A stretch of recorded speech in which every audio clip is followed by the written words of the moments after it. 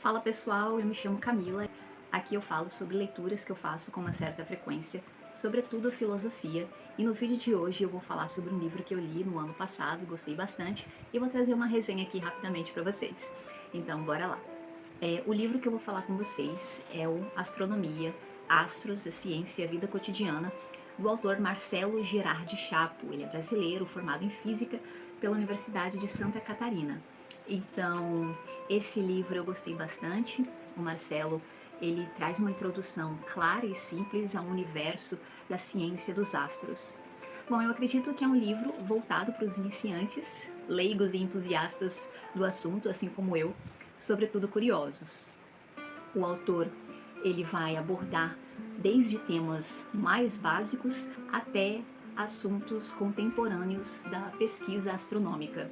Bom, o autor organiza o livro em capítulos bem delimitados. Então aqui, por exemplo, no sumário, a gente tem astronomia na agenda. Eu vou ler rapidamente para vocês, tá bom? Medir o tempo, padrões astronômicos, o calendário, problemas na contabilidade.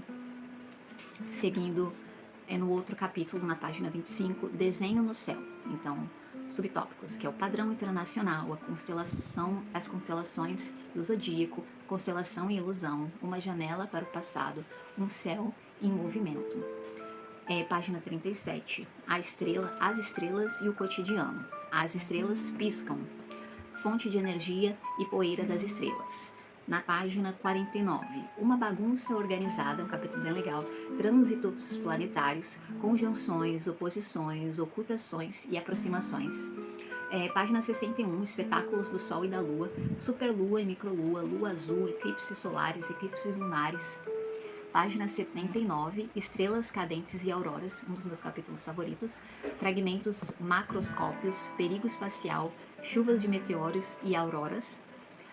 Página 95, águas que sobem e descem, entendendo a gravidade da coisa, as fases da lua e as marés ao longo do mês, o lado escondido da lua.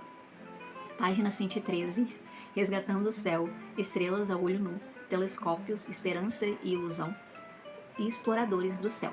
Então, vai até a página 117 e as notas, página 121, crédito das figuras, porque tem algumas figuras, referências para aprofundamento que o autor traz se a gente quiser se aprofundar nos assuntos, página 125, e sobre o autor, página 127. Então, ele já começa aqui com a apresentação.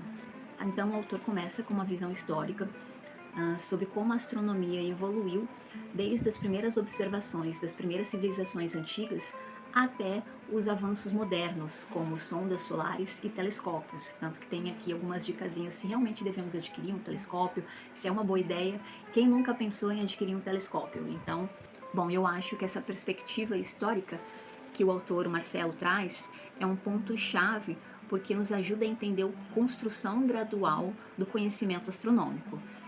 Por exemplo, aqui logo no início, para mostrar para vocês, eu até grifei. Entender o céu é uma necessidade. O que ele fala aqui? Todas as civilizações que prosperaram por longos períodos da história tiveram, portanto, que manter os olhos tanto na Terra para estudar os fenômenos climáticos, comportamento dos animais e o funcionamento de diferentes sistemas do corpo humano, por exemplo, como no céu. Afinal, os padrões astronômicos são capazes de indicar o ciclo das estações do ano, uma informação essencial para planejar o plantio e a colheita, para se preparar para o inverno rigoroso, para os períodos de secas ou de chuvas intensas e volumosas. Ou seja, entender o céu é uma necessidade. Bom, pessoal, outra coisa bem interessante é que o autor se dedica a escrever sobre as características do sistema solar, trazendo informações sobre os planetas, as fases da Lua, as estrelas, asteroides, cometas, ou seja, despertando a curiosidade de quem está lendo e interesse também.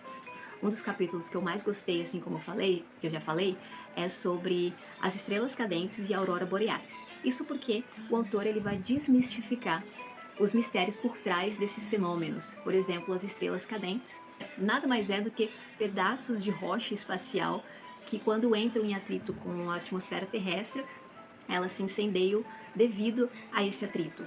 E a aurora boreal, que são partículas solares que, quando entram no campo magnético da Terra, resultando aquele espetáculo maravilhoso de luzes coloridas no céu. Então, A aurora boreal tem como dependente a atividade solar.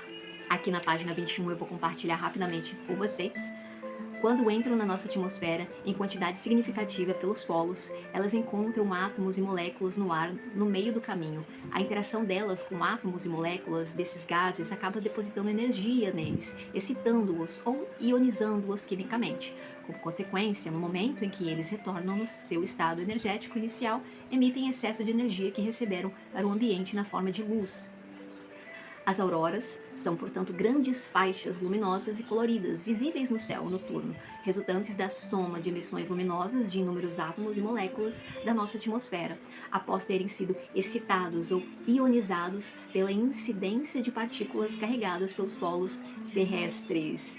Então, o autor, o Marcelo, ele consegue traduzir conceitos técnicos a uma linguagem clara e acessível para todo mundo. É um livro envolvente. Novamente, ele desperta a nossa curiosidade sobre os cosmos, sobre as estrelas, sobre o universo.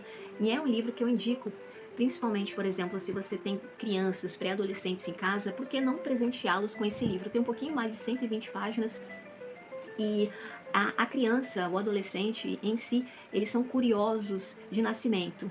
Então, esse tipo de assunto pode despertar um interesse, sobretudo para estudos, não só na escola, no ambiente escolar, mas para ler sobre, entender as coisas que acontecem ao nosso redor, sermos curiosos e fazermos questionamentos. É por isso que a filosofia também é importante.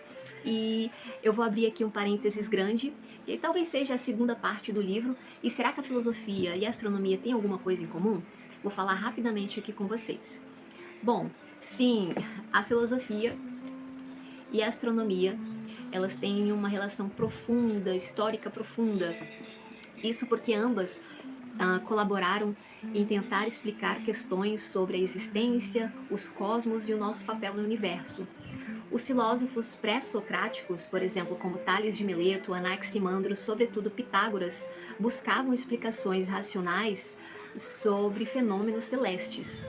Então a gente tem principalmente Pitágoras, que tentou conectar a filosofia, a cosmologia e a matemática. Ele acreditava que o universo era regido por uma ordem matemática e os movimentos dos astros seguiam princípios harmônicos.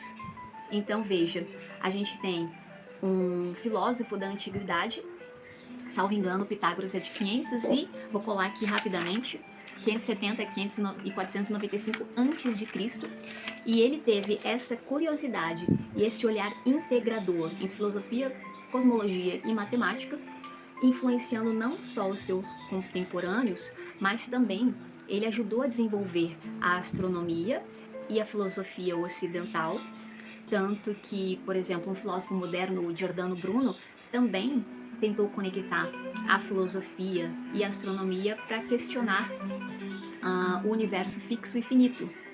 Então, a filosofia nos ajuda a responder perguntas metafísicas. Qual a origem do universo? Então, ambas são importantíssimas, tanto a astronomia, que nos mostra como as coisas acontecem, e a filosofia, que nos ajuda a questionar o porquê das coisas. Como eu falei, é um baita livro do Marcelo Girardi, autor brasileiro. Então, essa é a minha dica de hoje. Se você chegou até o final do vídeo, não se esqueça de se inscrever no canal, ficarei muito agradecida. E curte também o vídeo, tá? Então, é isso, pessoal. Eu os vejo nos próximos vídeos e até mais. Tchau, tchau!